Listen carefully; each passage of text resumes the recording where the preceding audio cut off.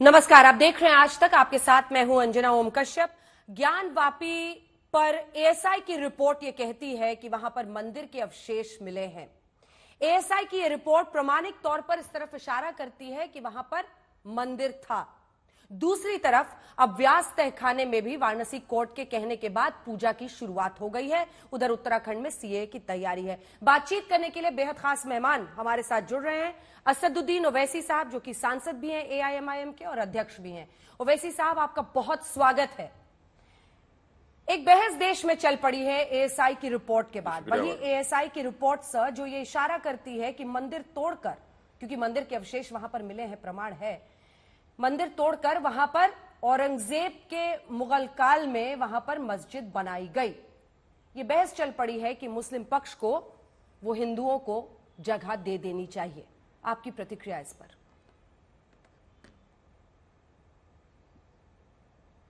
नहीं तो एएसआई की रिपोर्ट बाबरी मस्जिद के ताल्लुक से भी उन्होंने कहा था कि वहां पर मंदिर तोड़कर मस्जिद बनाई गई, जो गलत साबित हुई। सुप्रीम कोर्ट ने उसको कबूल नहीं किया। और डिफरेंस ये है कि बाबरी मस्जिद के वक्त बाज़ाब्ता एक एक्सकेवेशन हुआ था और यहां पर सिर्फ एक सर्वे हुआ है। तो ये बात हम कबूल करने के लिए हरगिज तैयार नहीं है कि एक सर्वे और जब एक्सकेवेशन की रिपोर्ट सुप्रीम कोर्ट में स्टैंड नहीं करी तो सर्वे की रिपोर्ट कैसे स्टैंड करेगी। और जहां तक अगर आज हम कहीं पर भी खोदना शुरू कर दें तो कुछ ना कुछ मिलेगा, तो क्या इस पर यह कह देंगे कि ये तोड़कर बनाई गई है? तो ये बिल्कुल गलत है। ये रिपोर्ट जो भी होगी उस कोर्ट में इसको चैलेंज किया जाएगा, उस कोर्ट में उसको बताया जाएगा कि रिपोर्ट कैसे गलत है, और उसके बाद देखते हैं कोर्ट का क्या फैसला आता है। और रहा सवाल कि तय खाने में पूजा शुरू की गई, तो मुझे नहीं मालूम कि तय खाने में पूजा होती है या कबूल होती है। बहरहाल वो तो एक्सपर्ट्स बताएंगे। 1993 से बंद थी। 17 जनवरी को मौजूद जज साहब ने रिसीवर अपॉइंट किया और 31 जनवरी को उन्होंने अपने रिटायरमेंट के आखिरी दिन कोई लीगल रीजनिंग दिए बगैर जज साहब ने कह दिया कि मेरी राय में पूजा होनी चाहिए, पर लीगल रीजनिंग भी आप नहीं देते। फिर प्लेसेस ऑफ वर्शिप एक्ट 1991 क्यों है हमारे पास? तो ये वो गलत फैसला था 31 जनवरी का। अब उसको दोबारा सही करके उसको दोनों को चैलेंज किया जाएगा, 17 जनवरी के ऑर्डर को भी और 31 जनवरी के ऑर्डर को भी। लेकिन अगर 93 में पूजा रोकी गई, जो कुछ अयोध्या में हुआ उसके बाद 93 में पूजा रोकी गई, तो प्लेसेस ऑफ वर्शिप एक्ट को अगर हम देखें तब तो वो पूजा रोकना भी गलत था। व्यास तहखाने की बात कर रही हूं मैं। प्लेसेस ऑफ वर्शिप 93 में वहां पर सामान रखा जाता था और उस सामान को निकाला जाता था, उसको जब से सील कर दिया गया है। तो अब ये बोलना है कि भाई हम कोर्ट का, इसीलिए तो मैं कह रहा हूं ना कि फाजिल जज साहब ने कोई लीगल रीजनिंग दी ही नहीं, और बगैर लीगल रीजनिंग दिए उन्होंने इसको कह दिया कि उनके ओपिनियन में यह है कि वहां पर तय खाने में पूजा होनी चाहिए। प्लेसेस ऑफ वर्शिप एक्ट जब आया, जब जो स्टेटस है उसको बरकरार रखना जरूरी है। अब 93 से आप ये कह रहे हैं कि यहां पर सामान रखा गया, वहां पर क्या रखा गया? सामान रखा गया वहां पर?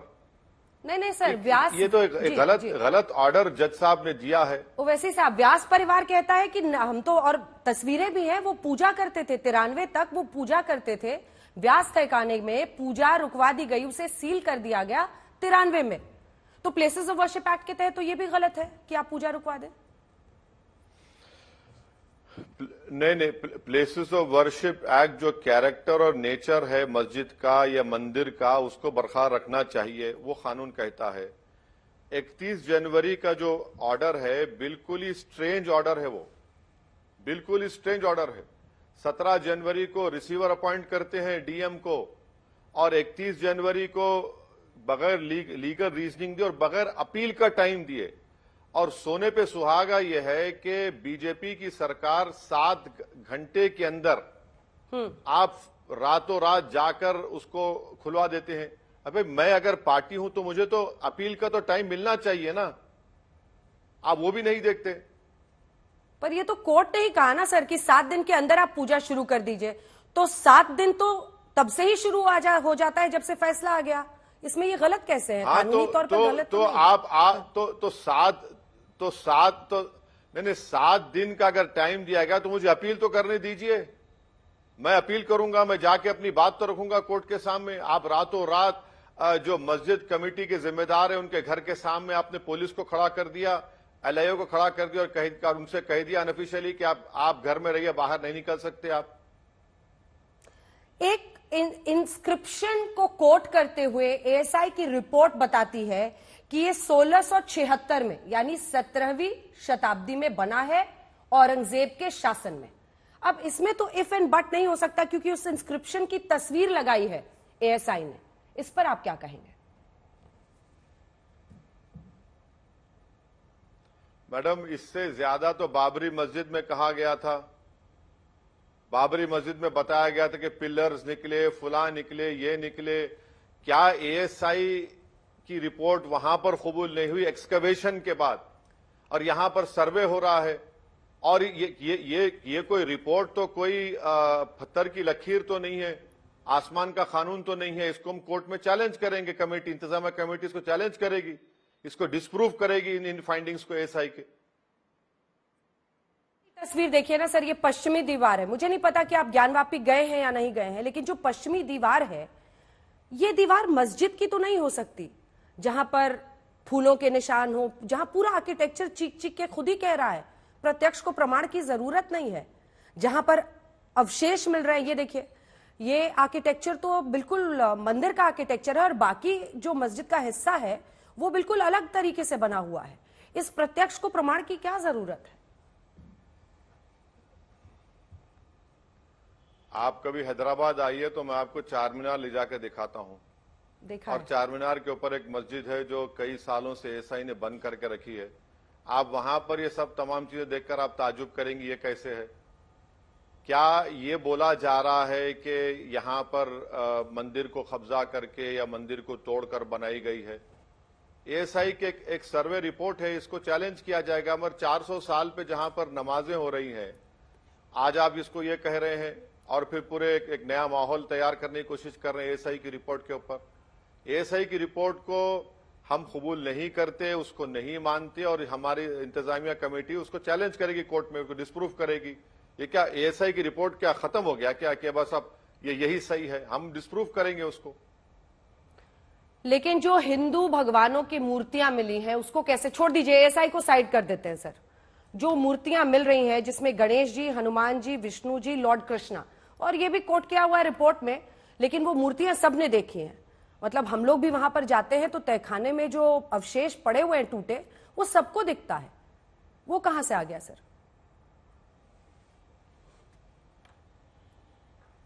तो ये आप इंतजार करिए जब ये 17 जनवरी और 30 जनवरी के ऑर्डर को चैलेंज किया जाएगा, क्योंकि ज्ञानवापी मस्जिद के बारे में मेंटेनेबिलिटी ऑफ द सूट का एक केस सुप्रीम कोर्ट में पेंडिंग है। अभी सुप्रीम कोर्ट में सुनवाई होगी, देखेंगे क्या सुप्रीम कोर्ट में और फिर हाई कोर्ट में जब 17 जनवरी और 31 जनवरी के ऑर्डर को चैलेंज किया जाएगा। तो अभी तो लंबी लीगल लड़ाई लड़ना है, लड़ेंगे हम लोग। बात तो सिर्फ इतनी है ना, देखिए अब जो हम ये दिखा रहे हैं सर, वजू खाना दिखाइए एक बार फिर से। अब ये जो कह दिया जाता है कि ये फव्वारा है, ये कौन विश्वास करेगा सर? इस शेप का कहां पर फव्वारा होता है? ये फिर वही बात आ जाती है, यहां पर जांच नहीं होने दे रहे हैं कि नहीं यहां पे जांच नहीं करने देंगे। इस शेप का कौन सा फव्वारा होता है सर? तो उसके लिए मैं आपसे कहूंगा कि आप हिंदू पक्ष से कह दीजिए कि उस फव्वारे को चालू करके दिखा देंगे आपके सारी दुनिया के सामने।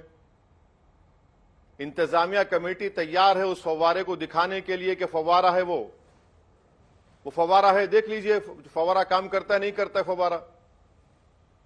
अब आप उसको नहीं मानेंगे तो मैं क्या कर सकता हूं? अब वो तो सील हो गया ना, आपने उसको सील कर दिया। के आकार मेरी को देख मस्जिद के नीचे आपने सुनिए, बोलिए।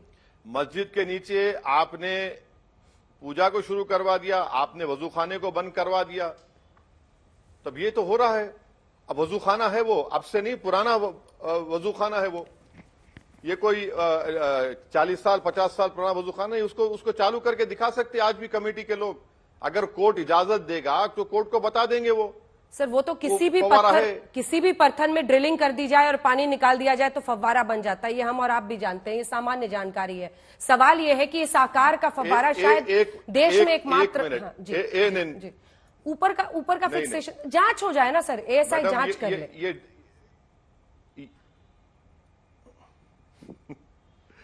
खैर एएसआई का मामला ऐसा है कि एएसआई ताजमहल को भी कुछ और कह दे सकता है आज के जमाने में। जो भी होगा कोर्ट में टाइटल कागजात की बुनियाद पर फैसला होगा। मगर इंतजामिया कमेटी कह चुकी है, आप फवारे को देखना चाहते हैं, हम फवारा दिखा दे सकते हैं आपको। और वो ड्रिलिंग कब हुई देख लीजिए। ड्रिलिंग अगर हुई, ड्रिलिंग से कैसा बनता है, वो तो पुराना फवारा है वो। अब सीए लागू हो रहा है उत्तराखंड में, इस पर आपकी क्या राय है? क्योंकि वहां पर बहुत ज्यादा कई जो मुस्लिम समुदाय के लोग हैं वो विरोध प्रदर्शन कर रहे हैं, लेकिन फिर बात वहीं पर आकर पहुंच के रह जाती है कि सीए के लागू करके धर्म, आप कहते हैं इसको धर्म से मत जोड़ो, लेकिन सवाल तो यही है कि ये उन देशों की बात हो रही है जहां पर माइनॉरिटीज हैं ही यही धर्म वाले। नहीं, आप यूसीसी की बात कर रही हैं, सीडब्ल्यूए की बात कर रहे हैं मैडम? मैं सीडब्ल्यूए की पहले बात कर रही हूं, उसके बाद यूसीसी की बात करूंगी। तो सीडब्ल्यूए कहां पर लागू होगा? सीए के बारे में वो कहा है ना, बंगाल में मंत्री कहां पर लागू? शांतनु जी ने बंगाल में कहा है कि ये हम लोग पूरे देश में लागू करेंगे। तो इसको लेकर आपकी क्या राय है? इसके बाद मैं यूसीसी पे आऊंगी। जिन देशों का जिक्र है वो तो मुस्लिम कंट्रीज है, तो वहां पर माइनॉरिटीज में वही लोग हैं जिनका जिक्र किया गया है, हिंदू, जैन। जी देखिए, सबसे पहली बात तो यह है कि जो सीडब्ल्यूए का कानून पार्लियामेंट में पास किया गया था वो गलत कानून है, क्योंकि मजहब की बुनियाद पर बनाया गया। इसीलिए मैंने उस कानून की कॉपी को पार्लियामेंट में पढ़ा था, क्योंकि महात्मा गांधी ने उस जमाने के व्हाइट अफ्रीका में, साउथ अफ्रीका में उसका एक कानून को फाड़ दिया था। हम आज भी कह रहे हैं कि अगर पाकिस्तान में कोई हिंदू है, अफगानिस्तान में कोई हिंदू है, बांग्लादेश में कोई हिंदू है, हाँ। आप अगर आते हैं तो आप लॉन्ग टर्म वीजा नहीं देते उनको। आप लॉन्ग टर्म वीजा दीजिए, उसके बाद उनको आप उनको सिटीजनशिप देना दीजिए। कौन रोक रहा है आपको? आप ये कहना चाह रहे हैं कि मोदी के आने से पहले जो पाकिस्तान से हिंदू लोग आए, अफगानिस्तान से सिख लोग आए, बांग्लादेश से जो हिंदू आए, तो क्या उनको यहां की नागरिकता नहीं मिली, सिटीजनशिप नहीं मिली उनको? रिलीजन की बुनियाद पर बनाकर आपने एक तो अनकॉन्स्टिट्यूशनल काम किया। और मैं फिर से कह रहा हूं, सीडब्ल्यूए को सिर्फ सीडब्ल्यूए से नहीं देखना चाहिए, सीडब्ल्यूए को एनपीआर एनआरसी से जोड़कर देखना चाहिए। अब मिसाल के तौर पर आसाम में सुप्रीम कोर्ट मॉनिटर्ड एनआरसी हुआ है, 20 लाख लोगों के नाम नहीं आए, तो हेमंत बिस्व शर्मा के पेट में दर्द क्यों हो रहा है? वो क्यों कह रहे हैं कि मैं इसको नहीं मानता? अरे सुप्रीम कोर्ट मॉनिटर्ड था वो। तुम इस देश में सबसे बड़ी जरूरत है ऐसे कानून की उन मर्द हजरात को कंट्रोल करने के लिए जो शादी तो करते हैं और अपनी बीवी को छोड़ देते हैं, डिजर्ट कर देते हैं। तीसरी बात यह है कि ये जो आर्ग्यूमेंट पेश किया जाता है, भाई अगर मुसलमान अगर सेकंड मैरिज करता है तो उसको वाइफ कहलाते हैं, उसको वाइफ बोलते हैं, उसको रहने के लिए घर मिलता, उसको सोसाइटी में स्टेटस मिलता।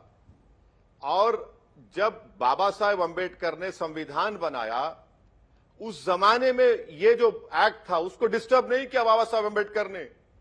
ये कौन होते हैं भाई? क्या ये लोग बाबा साहेब अंबेडकर ज्यादा काबिल लोग हैं? मुस्लिम मैरिज एक्ट कब कहे बताइए? तो आप ये सब यूनिफॉर्म सिविल कोड कुछ नहीं, आप सिर्फ मुसलमानों को मजहब इस्लाम से दूर करना चाहते हैं। एग्जेम्पशन दे देंगे हिंदू सोसाइटी को, आप जैसा हिंदू मैरिज एक्ट में दिया, हिंदू सक्सेशन एक्ट में दिया, हिंदू एडॉप्शन एक्ट में दिया, और आप वही करने जा रहे हैं। आप ट्राइबल को एग्जाम कर रहे हैं। क्यों कर रहे हैं ट्राइबल को एग्जाम? फिर यूनिफॉर्म कहां रहेगा? वो कौन सा होगा? मिताक्षरा स्कूल ऑफ थॉट का होगा या दयाबागा स्कूल ऑफ थॉट का होगा? उनको बताएं। चलिए ठीक है, आगे भी इस पर बातचीत आपसे होगी और बहुत बहुत धन्यवाद आपका। लेकिन on a lighter note sir, आज आपकी टोपी का रंग बड़ा खास है।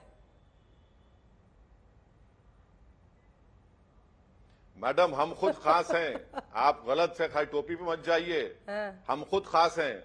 शुक्रिया आपका बहुत बहुत धन्यवाद आपका असदुद्दीन ओवैसी साहब, हमारे साथ आज तक पर जुड़ने के लिए, तमाम सवालों के जवाब देने। थैंक